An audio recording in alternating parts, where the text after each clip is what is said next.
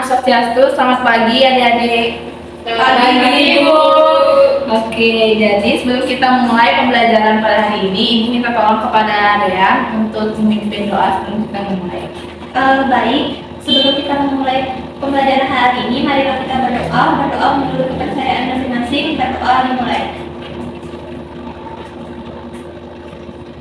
Berdoa dapat diaktif.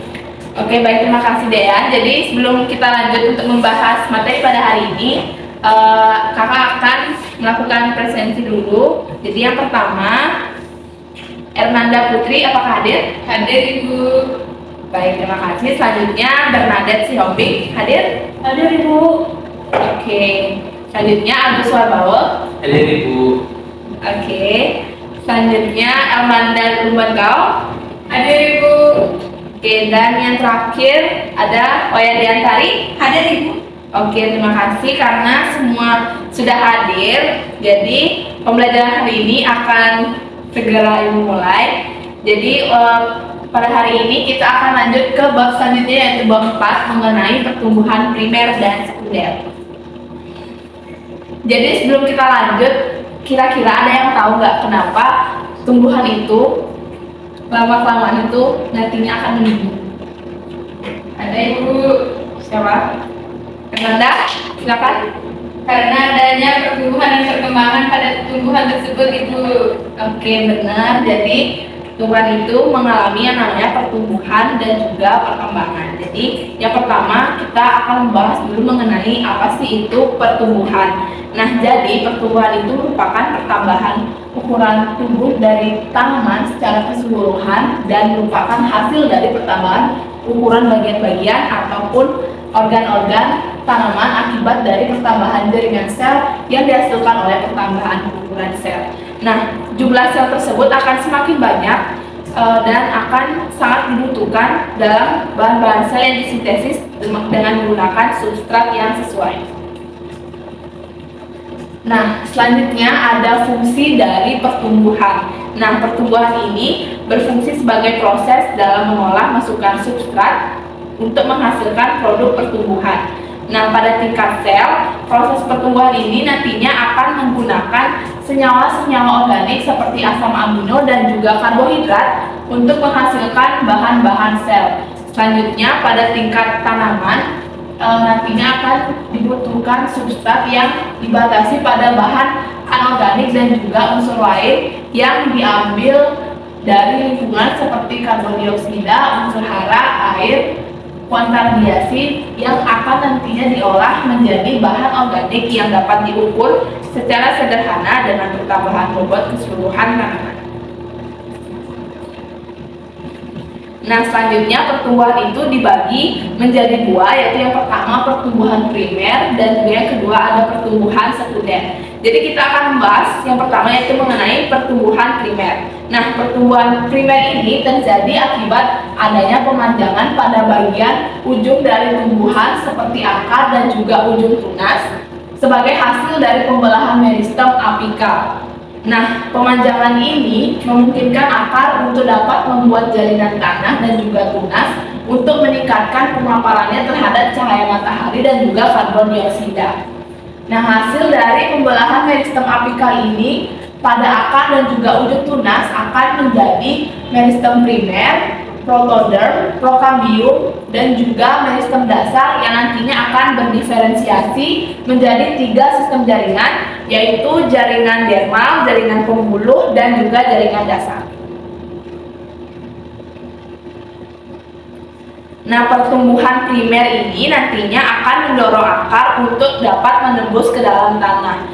Kemudian tudung akar merupakan bagian pelindung bagi meristem yang laku pada saat akar akan memanjang menembus tanah. Nah, meristem apikal tersebut yang nantinya akan menghasilkan sel-sel meristem primer dan juga menggantikan sel-sel tudung akar yang akan mengelupas.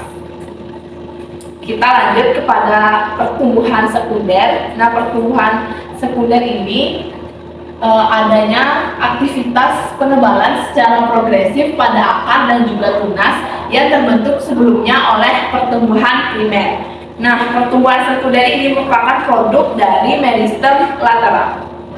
Pertumbuhan sekunder akan menyebabkan membesarnya ukuran dan juga diameter dari tumbuh-tumbuhan itu sendiri.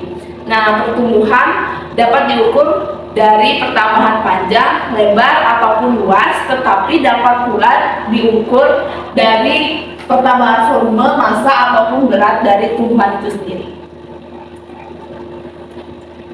Nah, kita lanjut pada fase pertumbuhan dan juga perkembangan dari tumbuhan, di mana tumbuhan mengalami 3 fase. Yang pertama yaitu fase embrionis atau eksponensial. Nah, fase ini dimulai dari pembentukan zigot sampai terjadinya embrio yang terjadi di dalam bakal biji atau yang disebut dengan ovul. Nah, fase ini diikuti dengan pembelahan sel, kemudian dilanjutkan dengan pengembangan sel. Nah, fase embrionis ini terlihat nyata dalam pertumbuhan tanaman karena berlangsungnya atau terjadinya fase ini di dalam biji. Nah, yang kedua, tumbuhan mengalami fase vegetatif atau linier. Nah, fase ini dimulai sejak biji mulai berkecambah, kemudian tumbuh menjadi bibit dan dicirikan oleh pembentukan daun yang pertama dan berlangsung terus hingga masa berbunga atau berbuah yang pertama kalinya.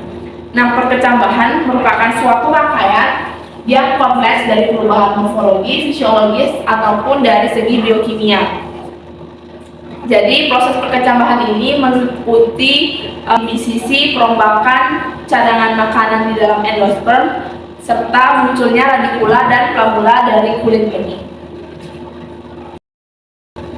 Baik, yang ketiga yaitu fase penuaan pada tumbuhan atau senesins.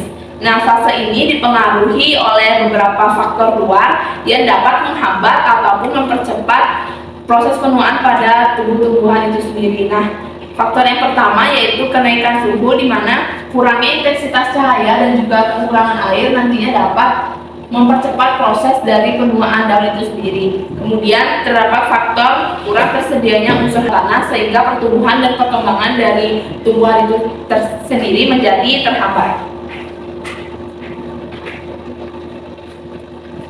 Nah, demikian penjelasan materi mengenai pertumbuhan dan perkembangan, khususnya pertumbuhan primer dan sekunder pada tumbuhan. Jadi setelah ini Ibu akan memberikan waktu kurang lebih 25 menit untuk kalian mendiskusikan mengenai pertumbuhan primer dan juga sekunder. Nanti mungkin Ibu akan tunjuk satu orang untuk menjelaskan hasil pemahaman kalian mengenai pertumbuhan primer dan sekunder. Jadi untuk waktu diskusinya dimulai dari sekarang. Silakan. Oke, karena waktu untuk diskusinya sudah selesai, jadi Ibu mau satu orang menjelaskan hasil penemuannya atau pemikirannya mengenai pertumbuhan primer dan sekunder. Untuk adik-adik, apakah ada yang mau menjelaskan ke depan? Ayo, Bu. Oke, Beranda boleh dipersilakan.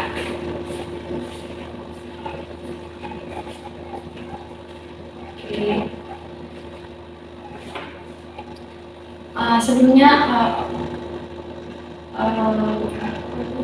selamat pagi. Sebelumnya terima kasih kepada Ibu yang memberikan saya kesempatan.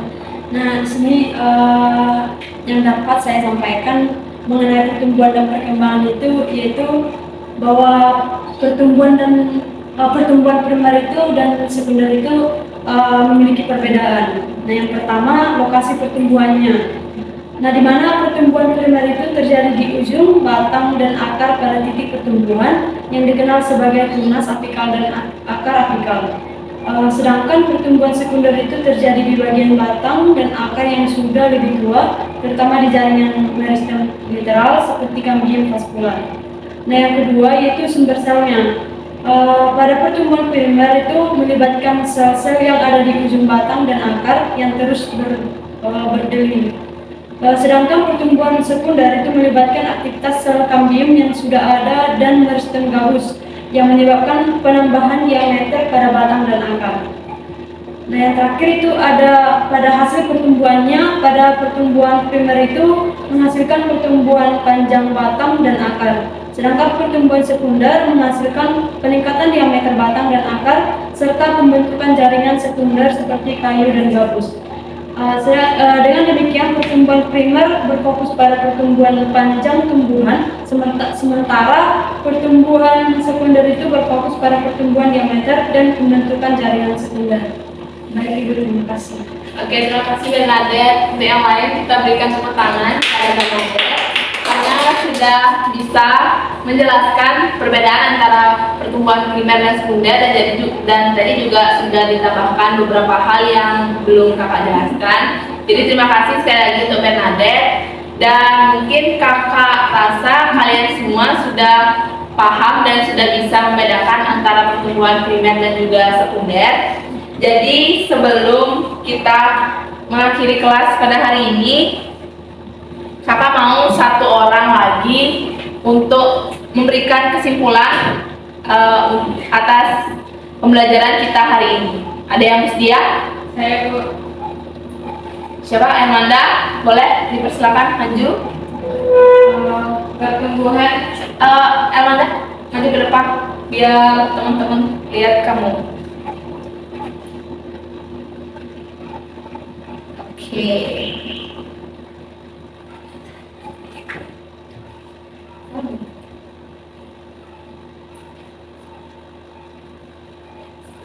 Baik, adapun kesimpulan untuk pembelajaran hari ini yaitu pertumbuhan berkaitan dengan peningkatan ukuran ataupun jumlah, kemudian perkembangan berkaitan dengan perubahan struktur dan fungsional yang kompleks, dan pertumbuhan ada dua yaitu pertumbuhan primer dan sekunder. Sekian yang dapat saya sampaikan dan terima kasih. Oke, terima kasih Amanda. Berikan tepuk tangan untuk Amanda.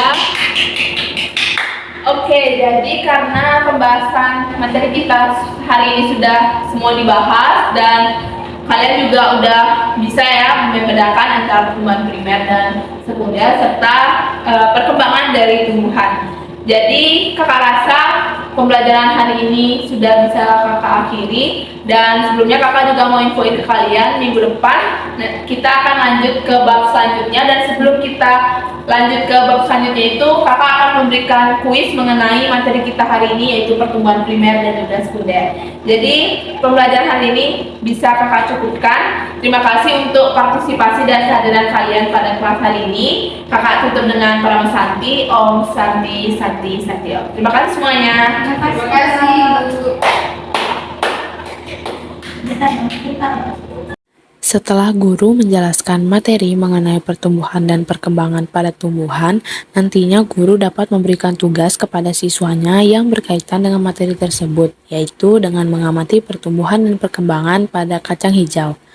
Nah, pembelajaran yang telah dilakukan tersebut disebut dengan pembelajaran kontekstual, karena guru akan mengkaitkan antara materi yang telah diajarkannya dengan situasi dunia nyata siswa, dan nantinya akan mendorong siswa untuk membuat hubungan antara pengetahuan yang telah dimilikinya dan kemudian dapat membuktikan serta menerapkan pengetahuan yang telah didapatkan. Take me back to the night we met.